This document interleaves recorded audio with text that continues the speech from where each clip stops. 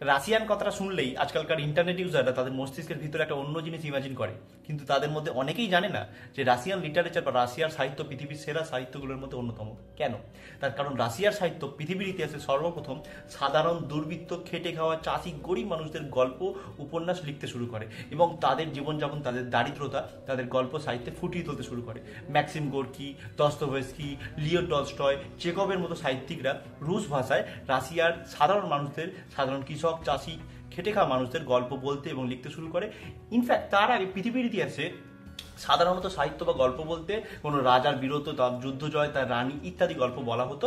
খুব কম হাতে গুনে গরিব খেটে খাওয়া মানুষদের গল্প কিন্তু পৃথিবীর ইতিহাসে সৃষ্টি হয়েছিল। সাধারণ গরিব খেটে খাওয়া মানুষদের নিয়ে সাহিত্য সৃষ্টির জন্যই 1917 সালে বলশেভিক রেভলিউশন বা রুশ বিপ্লব হয়েছিল লেনিনের নেতৃত্বে, এবং লিও টলস্টয়কে বলা হয় mirror of the Russian revolution.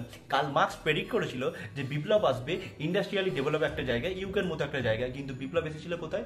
রাশিয়ার মতো একটা সমাজে, এবং সেক্ষেত্রে এই সমস্ত সাহিত্যিকরা তার বিপ্লবের জমি রেডি করে দিয়েছিল। এক্ষেত্রে তোমাদের মতামত কমেন্টে অবশ্যই জানিও, এবং এইরকম ইনফরমেটিভ ভিডিও দেখতে হলে অবশ্যই আমাকে ফলো করো।